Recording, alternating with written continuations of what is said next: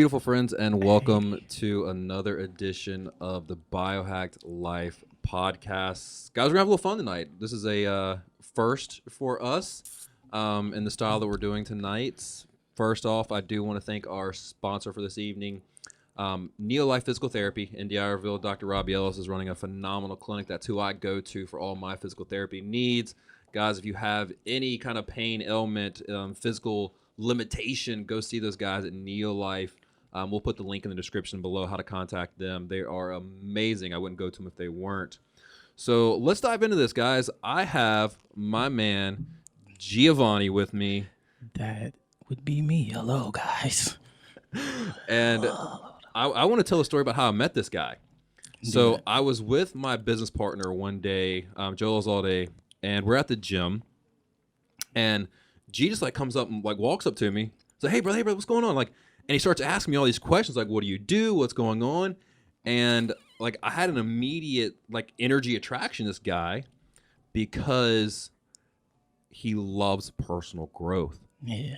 Yeah, I think. Did you have a book bag with you with like 3 books in it that you're reading? At the time, yeah. Or I know whenever I was leaving out of the gym, you know, maybe I spoke to you while we were inside, and when I was leaving, you happened to be out there with Joe. Right.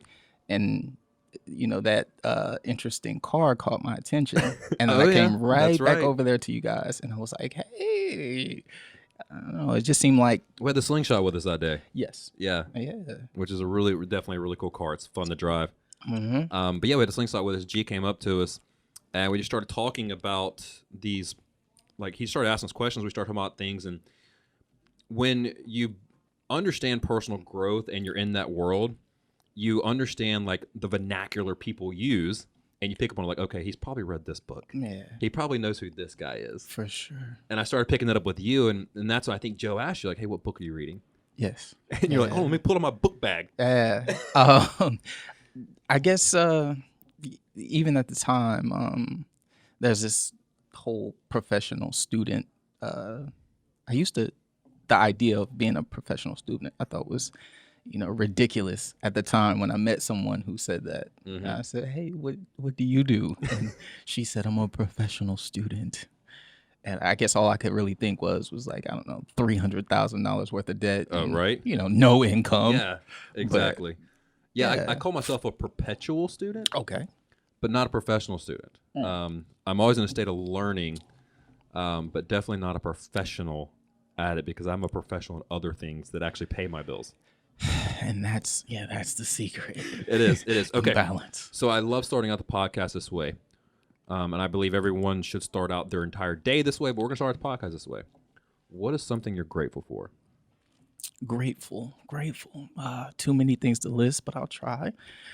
First and foremost, those people who support me, that are closest to me. I wrote that down this morning. Yeah. Did you? I literally, in my gratitude journal this morning, the people who believe in me. Yeah. Like, I wrote that in my gratitude journal.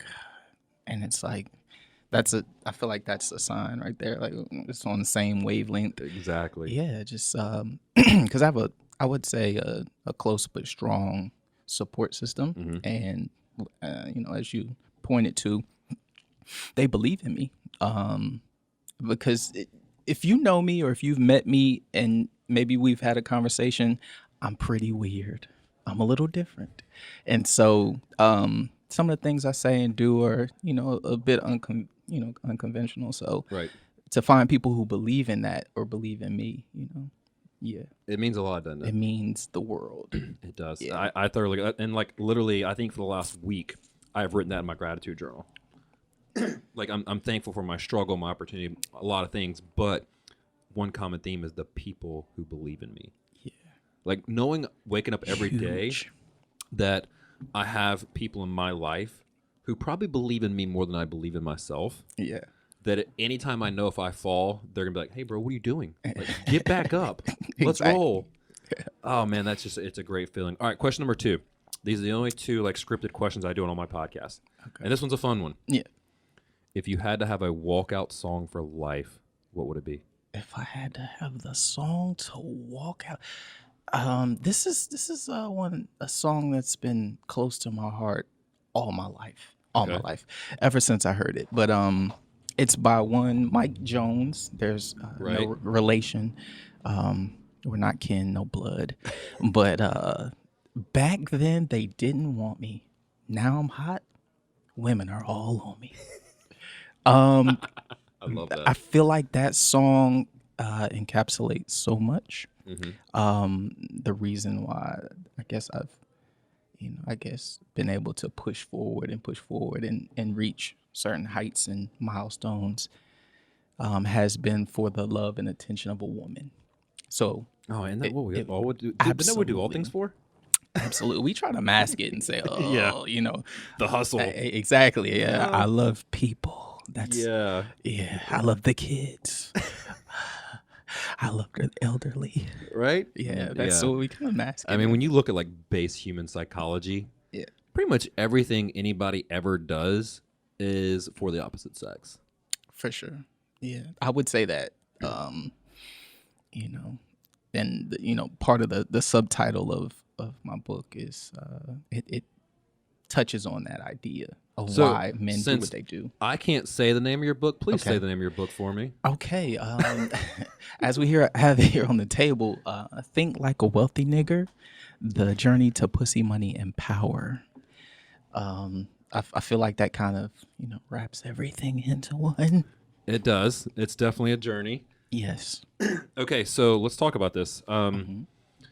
What's the initial motivation for wanting to write the book?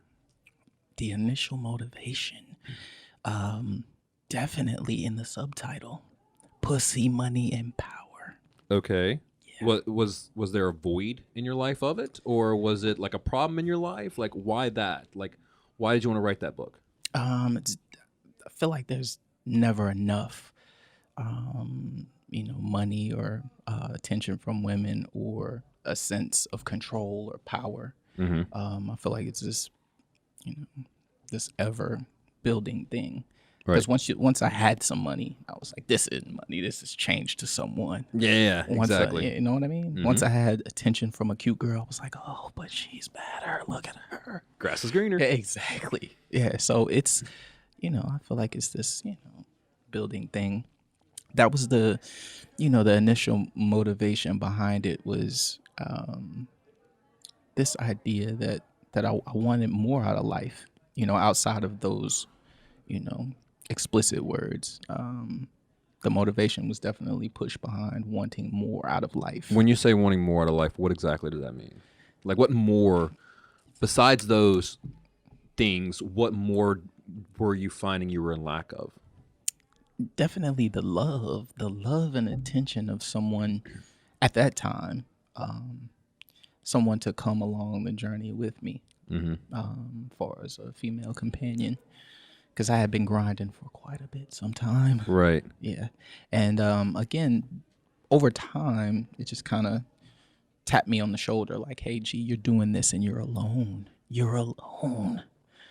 And so as long as, I was content here and there, I guess with my progress, I kept putting it off. I'll get a woman whenever I get to this point. Oh, you had an if-then scenario in your head. Absolutely. And it kept moving, of course. Yeah. Well, that's the problem with the if-then scenario is you make this, if I do this, then I'll do this. Yeah. But every time the if happens, the then moves. And there's a new if in your life. If I make a lot of money, then I'll get married. Well, that amount of money was enough. I need to then now open a second business to make more money, or I need to do this first before I can do that, or I need to find my inner peace before I'm like, there's always an if then. I mean, I have if thens in my life that every time I think about it, I'm like, no, stop. Yeah. No if thens. And if thens, like you hear that, I think that like it really hinders a lot of people from doing what they should be doing. Yes.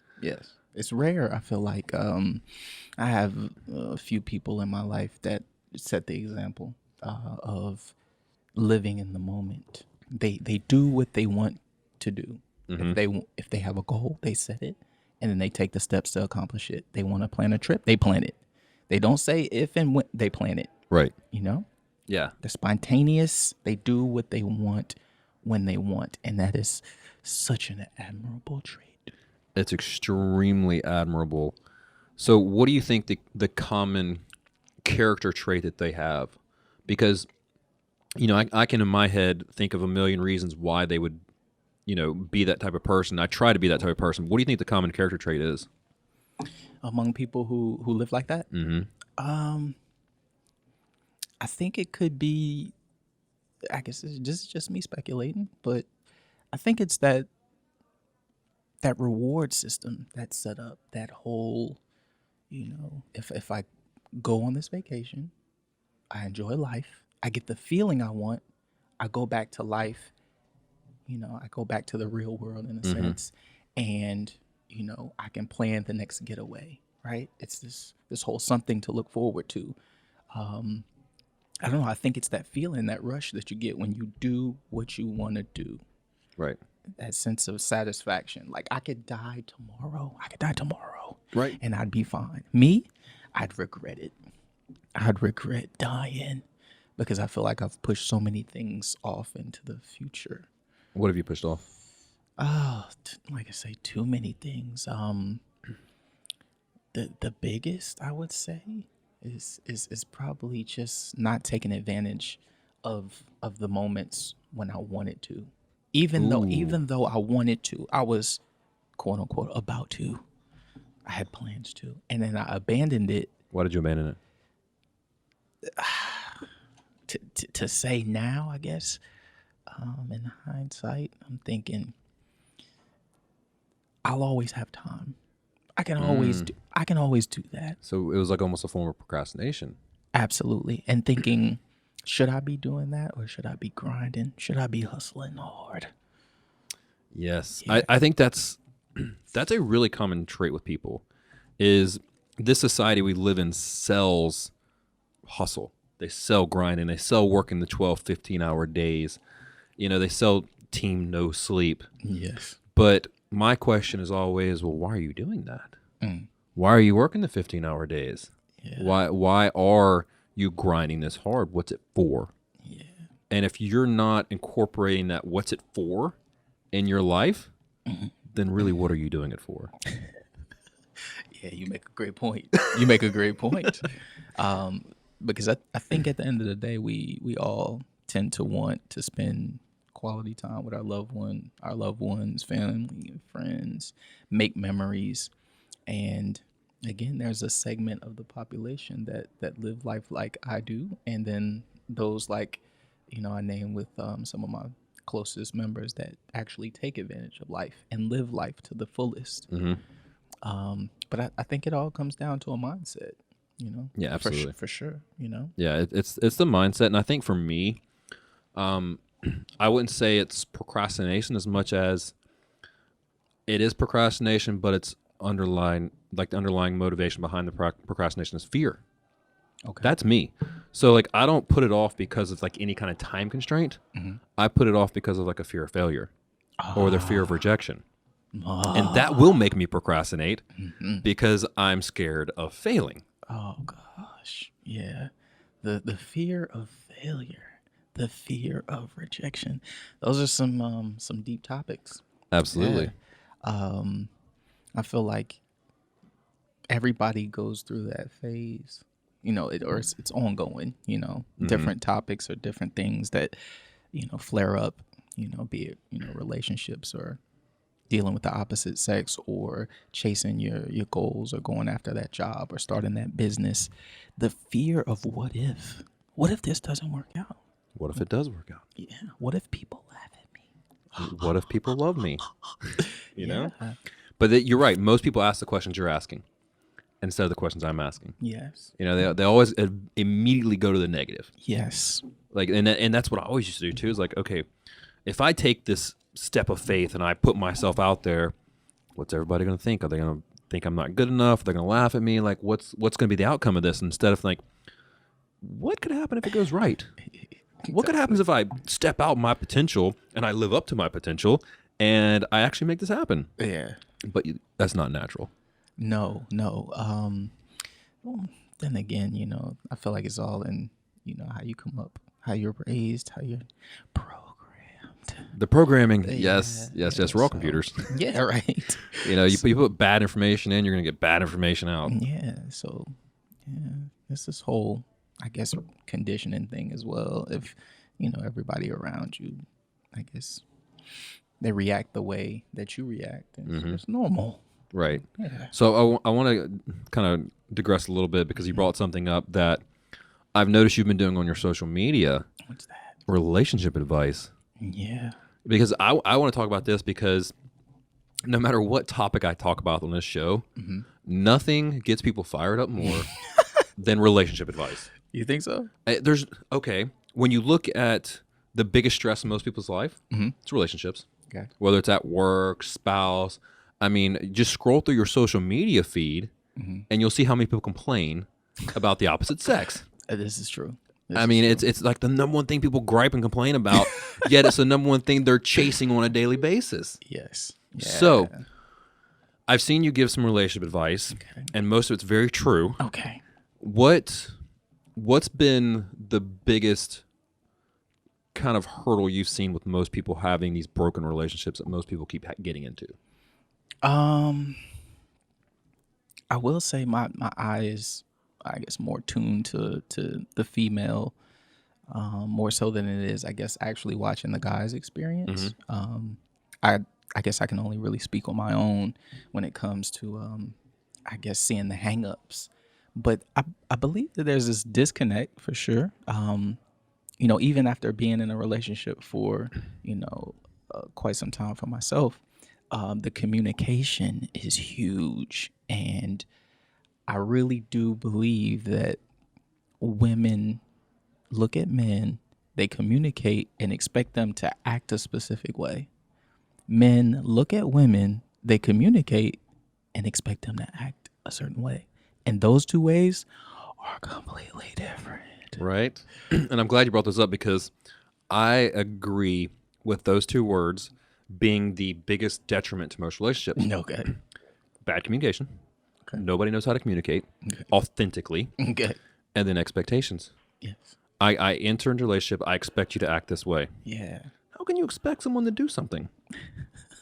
How can you put expectations on someone when you're just not getting to know them? Or even entering into a marriage and, never clearly setting boundaries, never communicating about it. Yeah. But then you get into marriage like, oh, I expect you to cook dinner tonight. Yes. Did you talk about it? No? Then how did you expect it? And how many of us, get super upset? We close down. We expect the opposite sex or same sex, if that's the lifestyle, to do something or to act a specific way, but then we just pout. Right. We shut down and we use Passive-aggressive. the silent treatment and passive aggressive ways to say, I'm mad at you. Right. When your spouse is like looking at you like, what's wrong with you? Exactly. Like, I just had a good day at work. I'm coming home. Like, I'm ready to love on you, yet you're mean mugging the crap out of me right now. Yeah. You look like you're hangry. I don't know what's going on. You hadn't told me anything, yet you're really passive aggressive right now. Yes. Can you just tell me why you're mad at me? Like, that would probably help the situation. Yeah. And in a perfect world, they would be able to just communicate it with you. Right. But of course not. No. Everything's fine. I'm fine. I hate that word. I'm fine. I hate those two words. Everything's okay. Arms crossed. I'm okay. I'm fine. I'm fine. That little bit of aggression. I'm fine. Hey, yeah, there we go. Gritted teeth, grit. Yeah. I'm fine. Don't talk to me. Yeah. You know how it goes, Robby. Oh, I do. That's why I'm single. So yeah, I've noticed that a lot, and it is so the expectation thing that people get upset about is from a lack of communication. I would say so. If you expect something of someone else, shouldn't you clearly communicate that with them? Like if I'm coming home every day, and let's just use this example, like if my agreement with my spouse is, hey, look, I'll cook you clean kind of thing, like split the responsibilities. Yeah. But I never express that to my significant other, and I cook and she doesn't clean. Yeah. And I get upset about it. What right do I have to get upset about it? Because I never told her, like, this is the agreement. Yeah. Yet I'm gonna pout, just like you talked about. I'm gonna cook dinner. I'm gonna leave it a mess just because I'm mad. Oh, that's the kind of stuff you do. Passive aggressive. Yeah, I'm gonna leave a mess. Yeah. I'm gonna go into my bedroom. You take care of it. Right.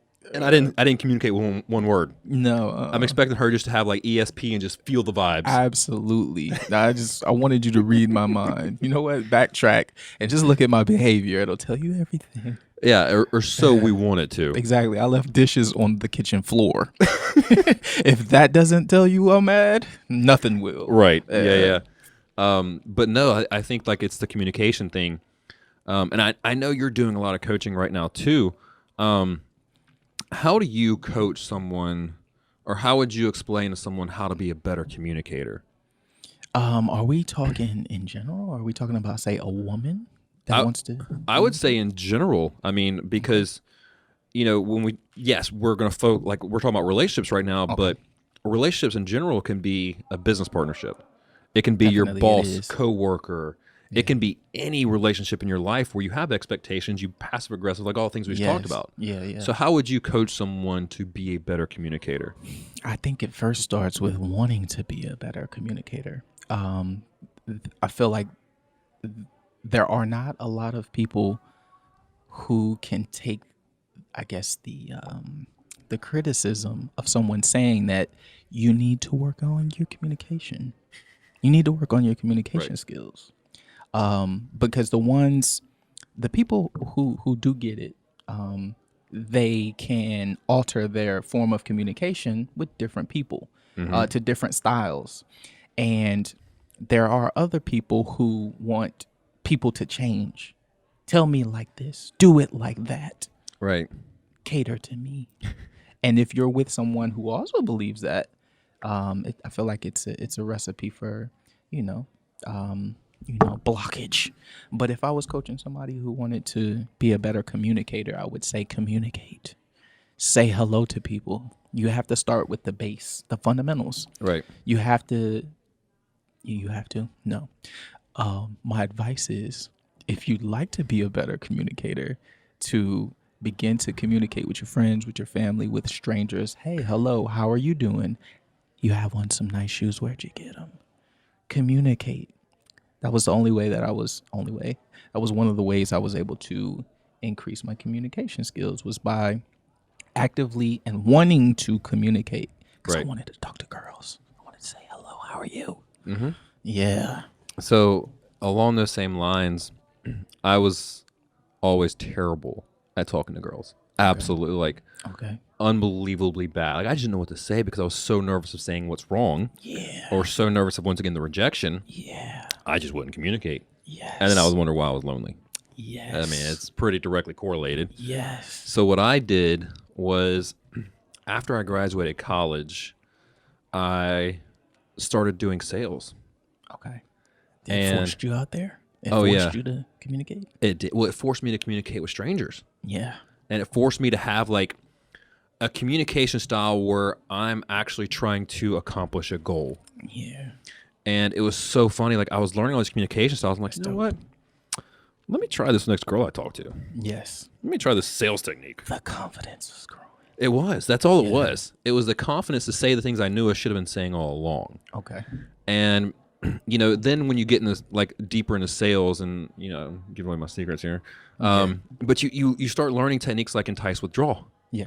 Which is a very, like, basic human, I'm not going to say manipulation, but it's... Give me a little example of that. You got me lost. The technique sounds amazing, though. So entice, withdraw is this. If I'm talking to a girl, I'm going to give her a compliment. Okay. But then I'm going to pull back and say something that's going to create distance between us. Okay. So I'm going to pull her in. Okay. Role play with me real quick then. Can you, Robby? Yeah, absolutely. All right. Love this. Yeah. So I would say, G-Man, that suit is freaking awesome. Yeah. Like, you look extremely sharp today. I appreciate you. Man, look, we could go do something special today. Like, we could go out and change some lives. I don't know if that's going to be right for you, though. I don't. Oh, okay. Who's the role play? Oh, sorry, you had to be there. I pulled you in. Yeah, okay. I pulled you in. Right, yeah. But then I'm saying, like, I don't know if you're right for that, though. Yeah. Yeah. So I just created some kind of separation between us. Okay. Okay. So- Push-pull dynamic. It's a push-pull dynamic. And what it does is it creates curiosity. Like, hold on, is he into me? I got you. What's going on here? Like, I'm intrigued now because he's not laying it on too thick. Yeah. He gave me a compliment, which pulled me in, but he's also pulling back. Yeah. It works great in sales, and I'm like, I of course don't use that technique anymore. My technique now is just brutal, open honesty. Okay. That's always a recipe for something to go on. Yeah. Something to happen. Exactly. But that's like my technique now is just brutal, open honesty. But like I was learning like sales techniques like that, which you're right. It just gave me confidence to talk to a girl because here I am closing deals, making money. Yeah. And it's given me the ability to talk to strangers. I'm like, okay, if I can get a stranger to spend X amount of dollars on a product, I can have a conversation with a girl. And there it is right there. I guess when you can weigh the two, when you can weigh the idea or the feeling of being rejected in sales to up against, even if she rejects me, it's not the end of the world. I've been told no 10,000 times in my sales job. Yeah, no kidding. Yeah. And and one of the early like books that I read was I used to read a lot of Tony Robbins, and one of his famous quotes is, "Massive rejection is the path to success." For sure. And you I do. agree. There's another book out there called "Go for No," Okay. Yeah. and I it just like stuck with me. I'm like, okay, if I told you, I said, hey, bro, you got to go through 99 no's, but on your 100th person you talk to, you're gonna make $100,000. Yeah. How fast would you go through those 99 no's? Yes. It's just not quick enough. No, Not quick enough. like you couldn't go through those 99 no's fast enough to get to that 100th person to talk to, Yeah. get that yes. Yes. Yes. But we don't think like that. No. Even though a lot of times in relationships or just people we're talking to, business, sales, whatever it is, that is the case. Yes. We Like- have fragile egos. Oh man, I that will- ego. I will tell you, yes. I have met some seemingly very confident people, some very attractive people along my journey in life. And what I found is at times, even the most attractive, the most appealing people, they can't handle rejection. Have you ever met anybody like that? Very, very attractive. Oh, yes, Any super attractive, maybe women, possibly. 100%. And they go through rejection, and it's like the end of the world for them. They're not used to it. Yes. Like I didn't know that it existed like that. I didn't I either. didn't. You know, I didn't. I mean, you look at someone that's like extremely attractive, you're like, they just have unshakable. Like if I look like that, Yeah. I wouldn't care what anybody said. No. I'm a 10, I'm a dime. I don't care. You can reject Exactly. me all you want. I'm freaking gorgeous. Exactly. But then like you talk to them, you're like, oh, you're more insecure than I am. Yeah. Wow. And I think it kind of just, for me anyway, just leveled the playing field. Once I realized I put some women on a higher pedestal than they put themselves. I was like, wow. Oh my gosh. She Bro, doesn't. I used to be so bad at that. Did you? Oh my goodness. I used to be so bad at that. Yeah. So I used to put them on a pedestal really bad.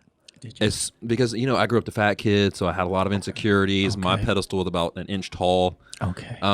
So I'd see a beautiful girl. Even after I lost the weight, I was still like this fat kid inside. Okay. I didn't quite accept like what I look like now versus then. Yeah. So my 1 inch pedestal would go and like see a beautiful girl, and I'm like, Yeah. it would never happen. Like, look at her. I don't even like. I could go have a conversation with her, but I don't know if I can get any words out of my mouth because she's so far up there. Right. I don't deserve to be with that girl. Right. And then like, Yeah. you get a little liquid courage in you, or your friend introduces you, Yes. and you're forced into that conversation, Yes. and you realize, oh, you're a human being too. You're a human being just like me. It's crazy, right? It's Yeah. like, oh my God, what was I afraid of? Your beauty scared me. Right? This is kind of what I was hinting at on Instagram when I spoke a little bit about women taking care of their physical appearance. I watched that one. Did you? I did. And the idea is this, and I'll keep it short. And I kind of want to run right back. I want to to talk you, about Robbie. this. Okay. I want to talk about this physical appearance thing Okay. because I have some opinions on this too. For sure. I do want to say this. In the Instagram post that I had on Dr. Gievanty Jones on Instagram, the love professor, I just spoke about the idea that 80% of the attraction a man has to a woman comes from the physical attraction. Mm-hmm. And there are many, many women who are great. They are great catches. They have a lot going on. They may have an 825 credit score. Right? They may have they may have the keys to their own home. That's right, working on the deed. Exactly. They could have quite a few things lined up. A career, a professional. Right? And they don't prioritize one of the top things quality men at that, care about: physical appearance. Think about this, and then I'm going to let Robbie kind of, I'm curious to know what that woman looked like, if you could describe her in just a second. But I guess I see it like this, like quality men want women that look like trophies beside them, right? Now, what I mean by that is this: men that are quality, have quality, that, I don't know, exude quality. They want to be next to quality. Now, for some reason, that makes some women extremely upset with me. Oh, it does. It will. Like, there'll probably be some people get mad about this, but I'm glad you're saying this. Keep going. Okay. Just as well as women who are quality, right? Who take care of themselves, who value themselves, who essentially present themselves like princesses, if you will, queens, women of value, right? They want a man that represents value beside them. So my whole point is if a woman values a man who can communicate, right? Mm-hmm. But also has access to resources, right? Right. And he's intelligent, along with being handsome. Yeah. A lot of women are going to be after him. 100%. Right. Now, on the opposite end of that spectrum, men are looking at women with this 2 to 3 second, would I or wouldn't I? Right. Would I or wouldn't I? I And mean, you know what I mean. Let's call a spade. That's what men do. Absolutely. As soon as men see a woman, it's immediately that question, because that goes back to, who men are at the most prehistoric level. For sure. I mean, we literally, on our basic level, are here to procreate. Yes. So that's like the basic psychology of men and women. Like, we're here to find the highest valuable partner so we can procreate. Can you say that one more time, Robbie? I didn't catch it. Basic psychology of male and female is we are here to find the highest value partner to procreate. Yeah. That's what it comes down to. And, I feel like everything in between is essentially semantics. Life. Yeah. So it works out that way, where it's like, all I can say is this. I just know that I know quite a few women, again, who are great catches. And physical appearance is not everything in your world. In a man's world, he wants you to dress it up, okay? He wants you to take pride in who you are. So that means if you're a thin woman, that means if you're a curvy woman, an athletic woman, an obese woman, you got to dress it up. Okay? I want you to make me feel proud to have you on my side. I want you to make me feel proud to put you on my side. And a lot of that is wrapped up in your physical appearance. And that works both ways. 100%. Yes. Because as much as women try to say, like, it's not physical with me, like, are you lying to me right now? Like, are you just trying to call me shallow because you're too scared to be shallow right now? Because when it comes to relationship, let's call it what it is. Mm-hmm. When you first see someone, if there's not a physical attraction, you have a friend. I don't know. I do believe this. Like, I know I have grown on some people in my life. Right. some people have gotten more attractive to you, or you've become more attracted to them because of your personality. Is that what you're saying? For women who have met me, I think I've grown more attractive to them the more they got to know me. Right. And even vice versa. I have met some women in my life who I didn't think much about at all, but the moment they spoke, the moment they spoke, or there have been women who have had different talents where I see them in a fresh new light, and I can do nothing but glaze over. Bro, you're like almost a state of awe. Yes. Like, wow. Oh my God. Yeah. Yeah. So people who sing, dance. Oh, I was about to say this one girl I was hanging out with, when I saw her sing for the first time. Yeah. Bro, I'm just like almost like drooling. Yeah. And I'm like, wow, this is incredible. Yes. But you're right. Like, the physical is a strong aspect of a relationship. Yes. And I firmly believe that like a relationship is not a 100% variable of any combination of 50% attractiveness, 50% mental, like whatever it is. Yeah. I believe a relationship is a 300% equation. You think so? Where you have to be 100% mentally attracted to that person. You have to be 100% sexually attracted to that person. Oh, really? I think so. to attain the kind of relationship I want in my life. Okay. Like this is the variable I'm looking for. Okay. And then I have to be 100% spiritually attracted to that person. You got standards, my man. I used to not have them, bro. Yeah. Look, you go through enough bad relationships, you develop those standards, bro. You get your heart broken enough times, those standards come in. Yes. I had a good friend, Zach Jones, no relation, but he's like a brother to me. But he pointed it out to me. He said, gee, man, you don't have any standards, bro. And at the time, I laughed him. But then I realized, like, he's right. Like, I don't have any standards. Like I'm out here. I'm willing to take any attention. But at the time, that was good for me because it fed my ego. Right. So I was about to say, what I find is a lot of people don't have standards because they have no standards with themselves. Yes. They have no self-worth. Okay. So when you're lacking in self-worth, you give people in your life a discount. Okay. Which is that no standards.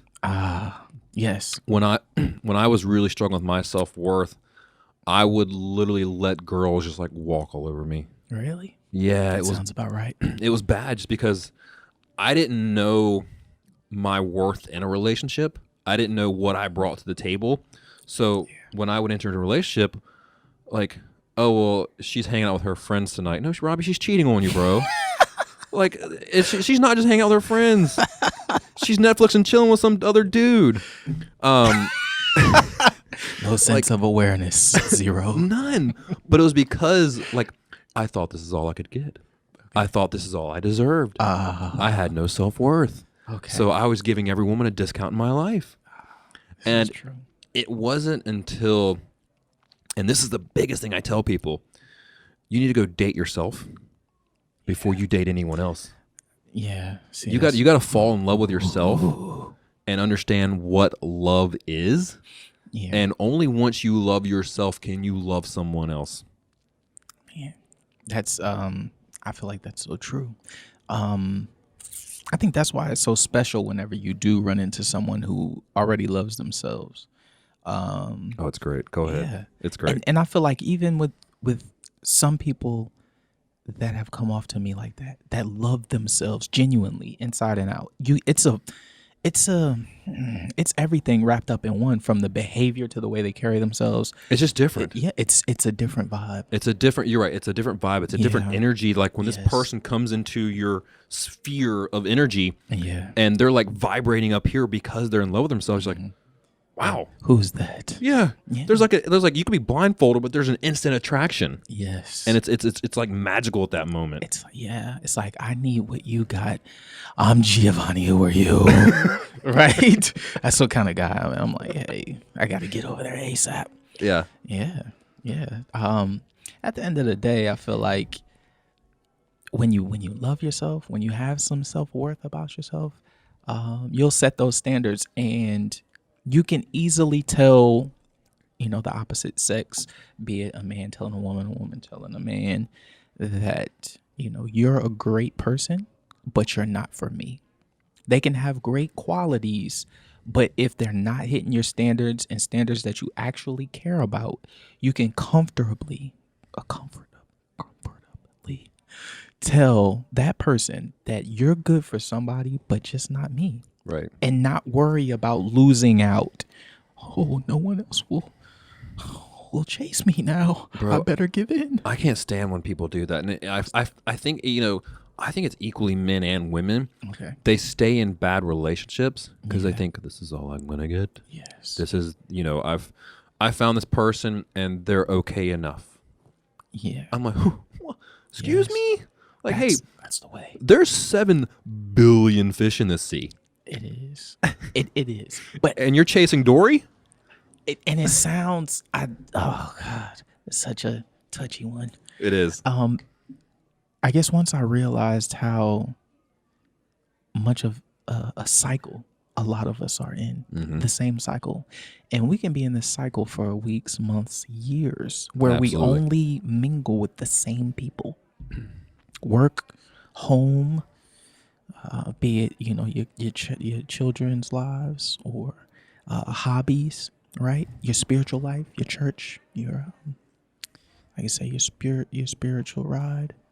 These groups of people, if you're not meeting new people, on a regular or semi-regular basis, you almost feel like you have to go back and try old relationships, or you have to try to make things work with people who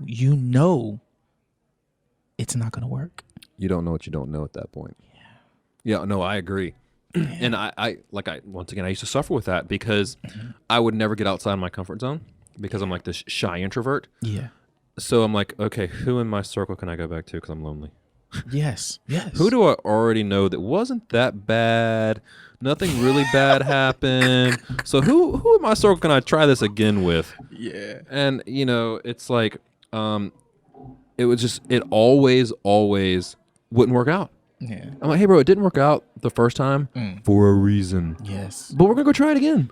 Exactly. And I know that the feeling I had, or at least when I was doing it, kind of looking back, turning around and looking back instead of looking forward, there was a sense of familiarity, Yes. I knew that person, or I knew, those few people, those few women, and it just felt right.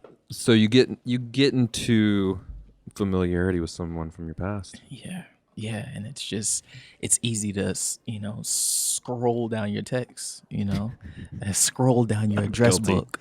Guilty. Yes, I have done it, Robby. Scrolled and thought, oh, I'll hit her up. I wonder what she's doing. I hadn't talked to her in a while. It's 1:37 a.m. The absolute worst time to start a new conversation with someone. Hey there, you up? The you up text message. Yeah.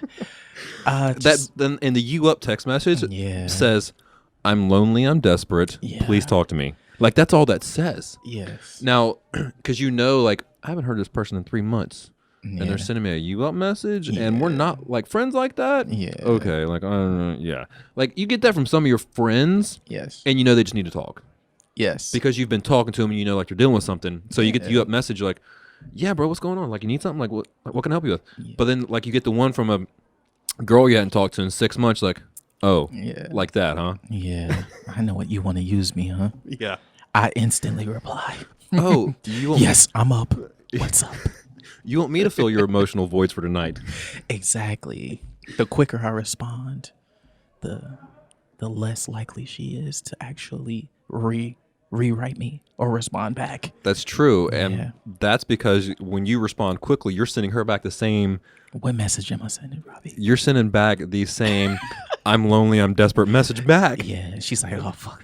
Forget that. I don't want to. I don't want that. I want a man that doesn't want me. I want to work double time. Yeah. I want to work hard for his attention and time. I want him to diss me. I want him to push me to the side. Yeah. Why do you think that is? It's all about that All right, in my opinion, Yeah. Why do girls why are they attracted to that, and why do they stay in relationships like that? I feel like women definitely want what they can't have. Men want what they can't have. Yeah, that's human nature. Yeah, for sure. So when it comes down to the idea that, you know, I don't know, it could go so many ways. But I know as a guy, right? And I see a woman, and when she doesn't have any men after her, like I get the question, I'm like, why are you on her, G? You know what I mean? I get the question in my own motives. Is she really good looking, G? What's wrong with her? Yeah, There's especially something wrong at with our her. age. Yes. Like when we find a woman that's single, Yeah, what's wrong with you, girl? exactly. And I get asked the same question. Yes, there's Like, something wrong. hey, what's wrong with you? Like literally the last girl that I went on a date with, it was the second date, Yeah, and I get the question, why are you single? absolutely. I mean, do you want me to tell you I'm crazy? I will. It's Yeah. cool. I'll tell you I'm crazy. I'll tell you I've tried to date crazy. Yeah. Like, I'll give you the real scoop if you really want. Because I told you that's my new policy. Like, I'm just going to be open and honest with everybody. Oh. And I'm going to tell you the brutal truth if you ask me. Yeah. Especially if you ask me. Like, do you really want to go open a Pandora's box right now? Yeah, because I was thinking that could be kind of deep, especially for a first meeting or first date. Right? Like, hey, look, it's our second date here. Do you really want to go down this rabbit hole? Okay, let's go. Exactly. But I feel like there's a lot wrapped up in your response. Just like, over the years I've asked that question. It's kind of like you're attractive, your mindset is in the right place. You're about positivity and growth. You start checking the boxes. Yeah, like you have people that are in your corner. You may have friends and family. You All right, smile. resume's looking good. Yeah, where it's like, so why are you single? And a lot, again, I feel like is wrapped up in the answer. So the last girl I went on a date with, I was like, look, here's the thing. I'm going to be just who I am with you. Yeah. Here's my only rule. What's that? No sales pitches. What's that mean? She asked me the same question. Yeah, no sales pitches. That's my biggest thing with dating, the dating world, is I hate sales pitches. The sales pitch is this. Okay. I'm this incredible person. I've got life together. Everything's perfect in my world.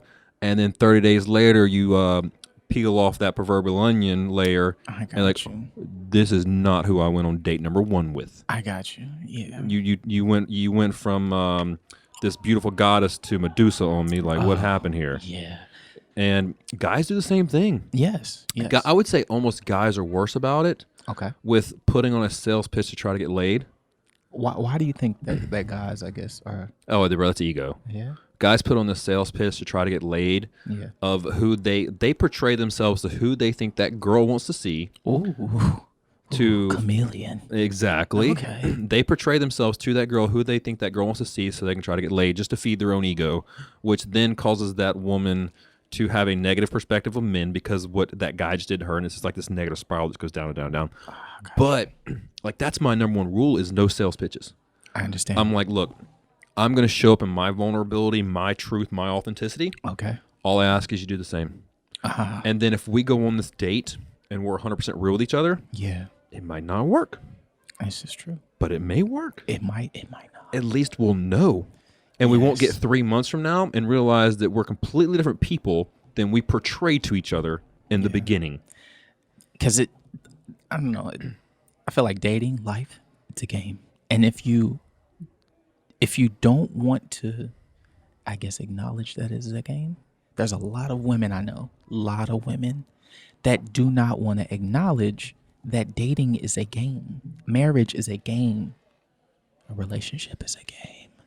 And if you really want to attract a man and, have things your way, you have to know how to play the game. Again, there are some people who are refusing to even call it a game. So how do we play the game? Exactly. No, I'm asking you, how do we play the game? Okay.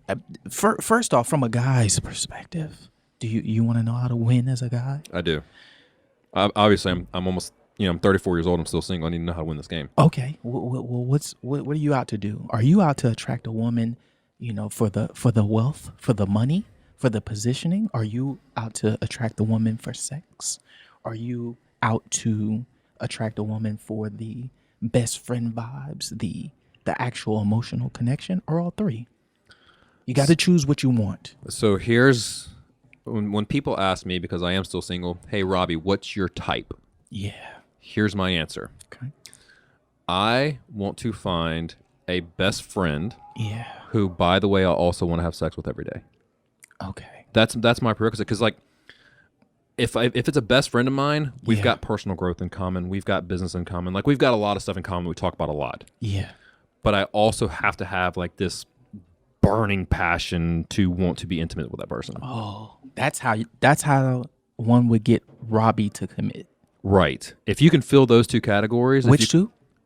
Be my best friend, Do it.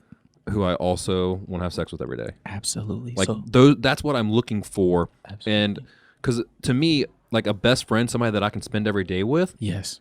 I mean, that is a very general thing. Yes. But at the same time, friendships are complicated. Like some days you want to shoot each other. Some days you're like, this is amazing, magic. Yeah. But it's that person that as soon as something good happens, I want to call. It's that person that as soon as something bad happens, I want to call. Yes. Or if I'm going to have something like, if I'm going this weekend to go do something fun, it's the first person I think of that I want to come with me. Yes. Like that's a best friend to me. Or like, Yes. hey, look, I'm going through this in business right now. Like, can you be an ear right now? Can you just listen to me? Yeah. Like that's a best friend to me. Yeah. And then of course, the other side of that is the intimacy side. Okay. I think that's just such an important thing that a lot of people in this I want to be politically correct world don't talk about. Okay. And then they get into a marriage where there is no intimacy, and they get divorced 5 years later, Holy moly. and then they're like, Hold on 1 second.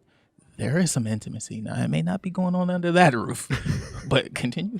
oh, that's a problem too. Absolutely. People are going to find ways to be intimate. For sure. It's going to be with their partner or someone else's partner. Yes. So, like, I'm like, that's such a big part of it, because when you look at the core dynamics of what makes a relationship work, that's a big component. Absolutely. If not, once again, you've got a best friend. Congratulations. Yeah. I have to say, I feel like that's the whole. I guess that's what I was pitching. Like, how do you get Gievanty to commit? Like, I need to have, if we're looking at the 4 spectrums of physical attraction, mental attraction, emotional attraction, spiritual attraction, the closer you can get to those, to matching up 3 out of 4 or 4 out of 4, the easier it will be to get the relationship. 100%. Yeah. And it's like, I feel like when you only fill one of those spots in a person's life, if it's just physical attraction, and you two spend intimate time together, but then you try to have a conversation with them and it goes nowhere. And you're talking to the table. Let's talk about that, because I think that is a big problem with people. When you talk about the 4 categories that you need to have a successful relationship, I think the biggest problem that people have in those 4 categories is they don't know who they are. Okay. They don't know what they want. Okay. They have no self-awareness. Okay. So how can you go to look for something in someone else that you don't even know is inside of you? How can I know what love is if I don't love myself? How can I know what interests I have if I don't know what interests me? How can I know how can I make another person happy if I can't make myself happy?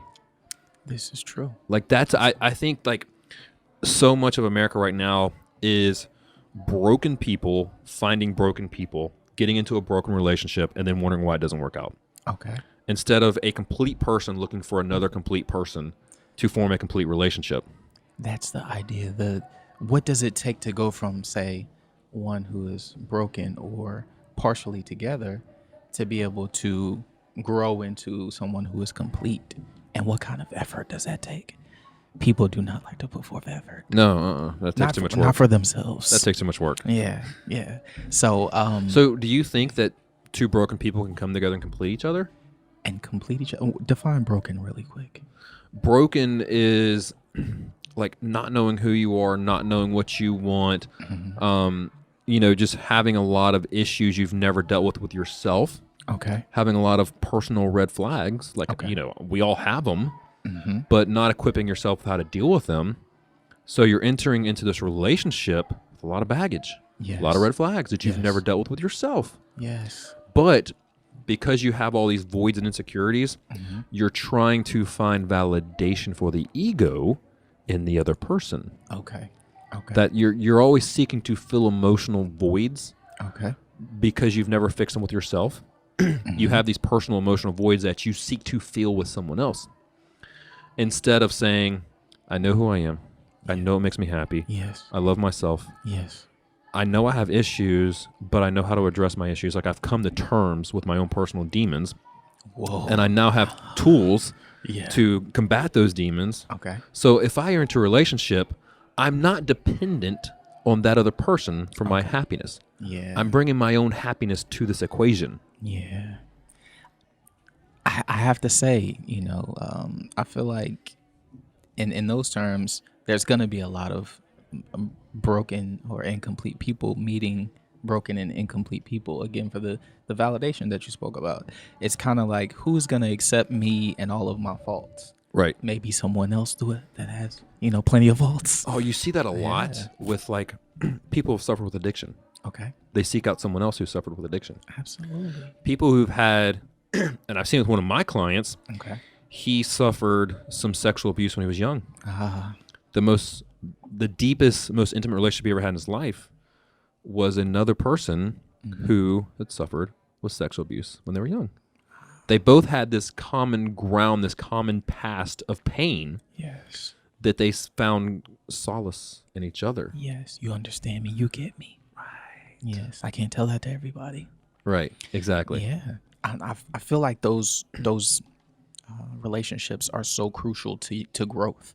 There. Because I feel like there's some people who, it doesn't matter how long it goes on, they can go from partner to partner to partner to partner. Let's say it's a woman who is dealing with men who are verbally and maybe even physically abusive.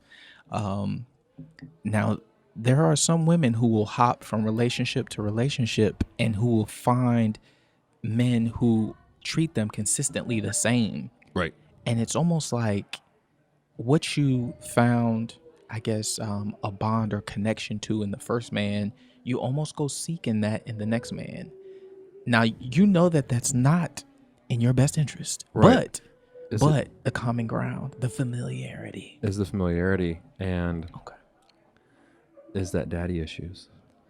I feel like everything goes back to daddy. The daddy and mommy issues. Yeah. Well, I mean, we really, because when you look at the science, we form 80% of our personality by the time we're 7.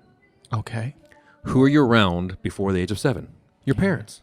Just their parents. Your parents. And you're always seeking approval and love of your parents. And a lot of times when we go to find a mate, Yeah. we look for our parents. Or Yes. we either look for our parents or look for what we didn't get from our parents. This is true. Like, I know, like, when I first did my love languages, Okay. it was what I didn't get growing up was my number one love language. Yeah. I've always missed it. I've never had it. So that's now what I'm seeking. And you find with a lot of people, they look for in a relationship what they didn't get growing up. Yes. That's that void that they never seem to fill. Okay. So they always seek a partner who can fill that void. Or yes, they model their parents' behavior like, this is what my parents taught me was love. Yeah. So that's now what I'm seeking, even if it was a broken perspective of love. Okay. I saw my dad abuse my mom. That's my perspective of love. That's what was programmed into my computer of a brain Yeah. as being what love is. So now the only thing I know about love is abuse. If he beats me, he loves me. Yeah. Yeah. I can't speak too heavily on it because I'm no expert. And of course, the subject is very touchy. Very. Very touchy. So of course my hat is off to all of the women, the men out there that are also going through abuse. Oh, yeah. But I agree with you completely. It's the whole pattern of what love did I see? What version of love? because I think we take that into the dating world for sure. We do. And we go search for those things. But I also believe that when you really get to looking at it, like as a guy or as a woman, like I want a man that's this, this, and this. Do you have it down on paper? I feel like the quickest way to get what you want, be it in relationship or in life, is open up a notebook, get a sheet of paper, get a notebook, preferably, so that you can come back to it. And I know you know all about this, Robby. A little bit. Yeah. And put those qualities that you want in a woman down. Mm-hmm. And when you put those qualities on the paper, check your qualities. Because if a woman has those great qualities that you have on paper, most likely she'd be attracted to a man with a few of those qualities as well. I'm glad you just brought that up, because I don't think most people are willing to do that. Saying, That's the tough part. so you know who Rob Dyrdek is? Yeah. Okay. I heard Rob Dyrdek say this, and like ever since I heard him say this, it just like struck gold with me. He was, of course, incredibly successful. He was just kicking butt in business and life. He was just doing amazing things, but he was single and he wanted a spouse. He wanted a wife. Yeah. And he started thinking about, what does that look like? What kind of wife do I want? Yes. He did exactly what you just talked about. He's like, okay, this is what I'm looking for. Yeah. He said to himself, I now need to become the man she deserves. Oh, God. That is it. And he went is it. and became the man that his future wife deserved. That's it. How many men are willing to go to that, to that limit, to that Right. length, to grow into something they're not? Right. So Yeah. for me, I had a really, really crazy relationship like a year and a half ago. Okay. And for a year after that, I went into strength monk mode. Okay. Because What's that mean? Monk mode is any girl that comes to my life, like she's gonna be a friend, but that's as close as I'm gonna allow her at arm's distance. Okay. I'm not getting her into a relationship. I'm not looking for intimacy. I'm not looking for anything with the opposite sex right now. Mm-hmm. I'm gonna go work on myself. Oh. And I that Dyrdek quote like stuck in my head. Yeah. And that's what I went and did. Yes. And I don't obviously I'm still single, and I don't know if I've become that person, but I worked my butt off on becoming the man that I think my future wife deserves me to be. And I'm still not there. I'm still working on some things, but I am working on those things. So I just went straight into monk mode. Yeah. I'm like, because I know if I get in a relationship, that's going to stop my growth of what I'm trying to accomplish. At least in my head, that's what I was thinking. Okay. Because now my growth is stunted, because now I'm getting my voids filled. Yeah. Now I have intimacy. Now I have romance. Now I have all these things that I've always wanted my entire life. So why do I have to grow if I already have what I want? But once again, I knew that I'd be taking a discount. I see. I want to go become the man my future wife deserves me to be. Yeah. So if I want a level 10 wife, yes, I need to go become a level 10 man. That's it. And I don't want to take any more discounts in my life. I don't want to drop my standards anymore. I want to have a level 10 standard. Yeah. But I can't expect to get a level 10 standard at a level 6. You said no? You said you can't expect to do that? I don't think you can. I mean, you can go try. Okay. But I want to become a level 10 to be that level 10 that my level 10 wife deserves me to be. So it's a confidence thing. It's a confidence thing, but it's also me completing myself, me understanding what happiness is to me understanding what self-love is. Yeah. So I can be in self-love, which will in turn be in an abundance of love. So therefore, when I do get in a relationship, that love will just naturally flow out of me. It's not something I'm having to grind for every day to be in love. I'm like, no, it just flows out of me. It's overflowing in me because of how much I love myself. Yeah. And at that point, it's a natural flow of energy. It's not forced. Yes. Yeah, I think you hit so much on the head right there, the nails. With guys, I feel like there are many guys who get that same feeling that Robby got. I got that same feeling that if I wanted a woman that really brought some quality to the table, to where I felt lucky. I want to feel lucky. Absolutely. I want to wake up every day and yeah, I'm with this Yes, girl. Exactly. Wow. Ladies, that's what guys want to feel. That's what lucky. girls want to feel too. Yes. But I say yes, they want to feel lucky. Yes. You want to wanna be feel lucky. I want to be like this. Yeah. Like, hey guys, look who I'm with. Yes. Like, come meet this girl. She's amazing. Yes. Girls want to feel the same thing. God, like you want to be proud Yes. of your partner. You want to be proud to call your partner your partner. Like Yes. that's a truly like magical feeling when all you want to go do is brag about how great your partner is. That's yeah. It's Like that's the kind of love I want. It's pretty cute. Yeah. Yeah. um. Yeah. I feel like that's kind of all I've been, working for all my life. Yeah. Is to get around people, or just keeping it on a straight and narrow, is to attract a woman who I'm proud of. I want to put my arm around you. Mm-hmm. I want to introduce you to my friends and family. Absolutely. You don't have to tell me. I want to. Right. I want to. Yeah. I openly say before we get the conversation started, and this would be my girlfriend. Yes. Right. Yeah. But it's a sense of pride. Just going back to touch on your monk stage of going and essentially absorbing yourself with yourself, Mm-hmm. trying to become a better Robby. I felt like I could definitely relate.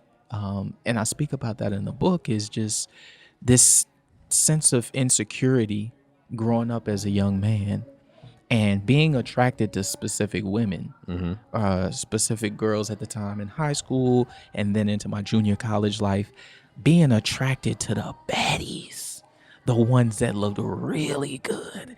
And I was like, hey, I'm Gievanty. And they were like, so. And I was like, whoa, rejection. Yeah. But it never stopped me. I was just thinking, what do I have to do? Wait. I shut them up and I looked at the guys these women were attracted to. Right. I took the information started modeling. from watching. Yeah. And it's like, oh, I get it. She likes a man that's athletic. He's obviously social, right? He's got friends, right? All the value points. Yes. Yeah, I feel like as a man, at some point, if things are not going your way, it's okay. But you have to take the cues, the information that's in front of you, and you have to be able to decode it. So when you see a beautiful girl that won't give you the time of day, look at who she is giving the time of day to. Who is she twirling her hair around? Yeah. Laughing at every joke. Who? And then you can get a sense of what she's attracted to. Now, I'm not saying that you have to wish you were another guy, as I did when I was coming up. We all did. Yeah. But at some point, I was like, whoa, I'm going to just focus on the things that I have control over. Right? Right. I can present myself. You can present the best version of yourself. Absolutely. Be it in clothes and attire, be it my physical appearance, far as my physical health, what I eat, and working out. Yeah, or this staying dude's a healthy. freak in the gym, by the way. Yeah, listen, I don't want to toot it, but He is. stop it. First time I saw this dude in the gym, like, Yeah, no, who is that monster? no, He doesn't look like in this suit. no.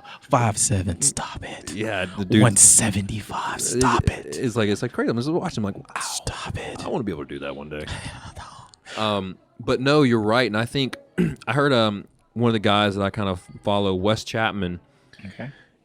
His wife is like just one of those like 10s we talk about. Like she's got the complete package, mental, physical, everything. Okay. And he's a skinny guy. He made a lot of money, but he's like kind of nerdy. Okay. And he's like, "Do you think I got my wife on how I look?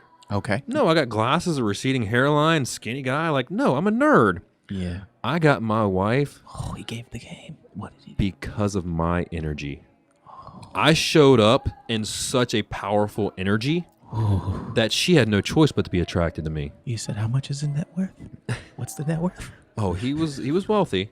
Okay. That was that powerful energy. It's a very powerful energy. Dude's actually Dog the Bounty Hunter. Yes, the bounty hunter. Dog the Bounty Hunter. Yeah, It's with his the illegitimate son that he never knew about. Really? Yeah. Crazy story. But like he talks about like how he shows up, and I notice that now. The girls that I'm the most attracted to have to have that energy.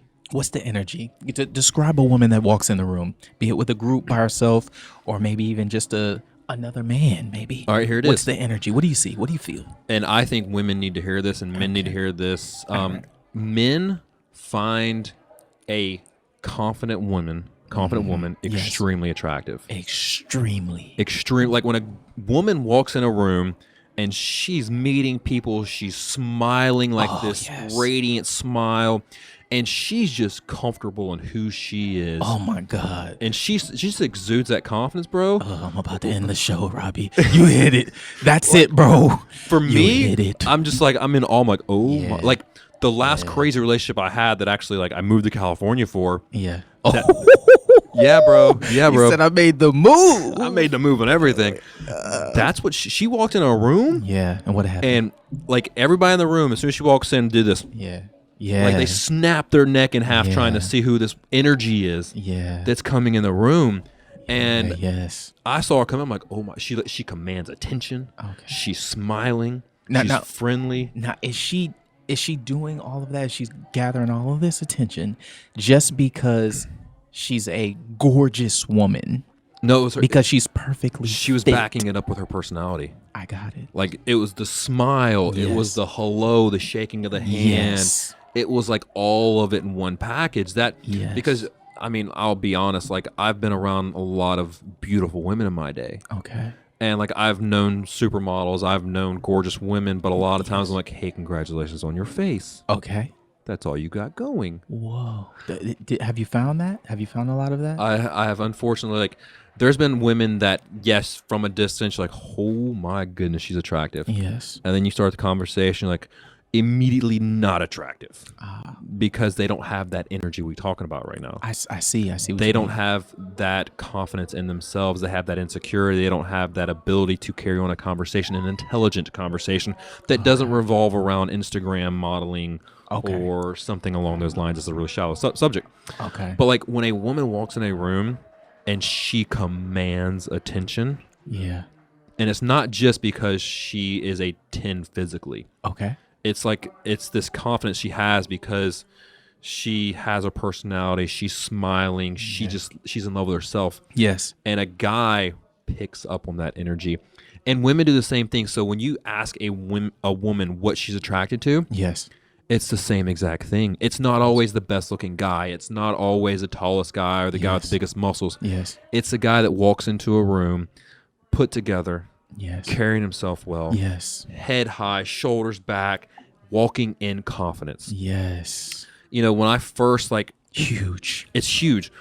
I didn't realize like that's what it was until I started walking that way. Like until I owned who I was, my authenticity, and until I started walking in my authenticity and like just giving that my 100%, I didn't understand like that's what women were looking for. Okay. And I still don't consciously see it. Okay. But guys were like, hey, bro, did you see the way she looked at you? Yeah. I'm like, not a clue. Like, I have no clue how she just looked at me because I'm going this way. Yes. And it has nothing more to do with when I walk into a room, I know who I am. Okay. I'm confident in who I am. Yeah. And sorry, guys, there's karaoke going on next door. They're having a good time. Yeah. But like, I know who I am and I know my energy. And when it comes to a woman, I'm not scared of rejection anymore. Okay. What pushed you over the hump?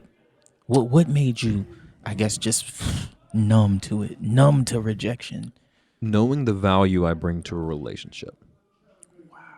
So I had to realize my self-worth. Okay. Before I got comfortable with rejection.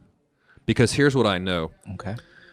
If I show up authentically in who I really am at my core, not a sales pitch. Okay. My authentic self, if I show up in 100% effort of my authentic self, yes, and she doesn't like that person, there's nothing I can do about that. You're okay with that? I'm okay with that. You don't need everyone to like you? I don't. Oh, you're in another realm, mister. Well, trust me, I'm 34 now. It took me 33 years to realize that. Because I used to be the exact opposite of that. Okay. But now if I show up and I show a girl my authentic self and she doesn't like it, it may sting a little bit. Okay. But at the end of the day, that's all I can do. That's it. I can't do anything more than show up and give 100% of who I really am. Mm-hmm. I'm not going to put on a sales pitch. I'm not going to present something that's not real to this girl. Okay. Because it's not going to last. I got you. I can't live fake every day. So hold on one second. Are you saying that you're looking for a relationship? Oh, absolutely. Okay. If you had been looking for anything other than a relationship, would you be willing to play the game? No. You have morals. There are a lot of men that don't have morals. I mean, there's a lot of women that don't have morals too. They just don't talk about it like men do. Whoa, really? You know it's true. I thought all women had morals until they get in front of that one guy and they're like, right? That one biker dude with the leather jacket. Yeah. Tattoos. Protector. Yeah, exactly. Yeah. The hyper masculine.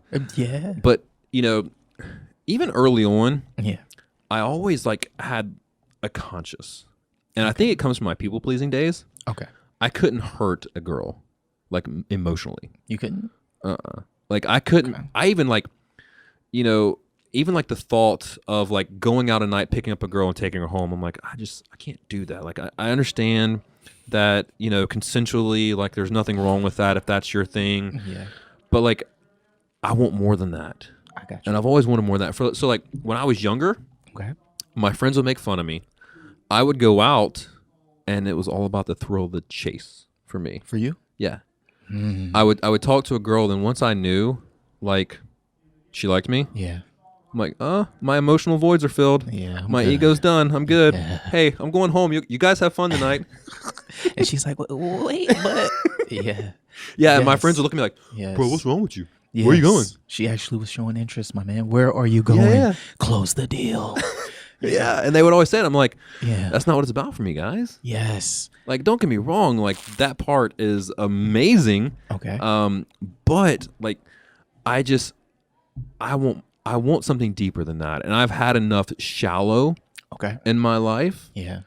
to realize how empty that is. I got you. I got you. don't like emptying anything in my life.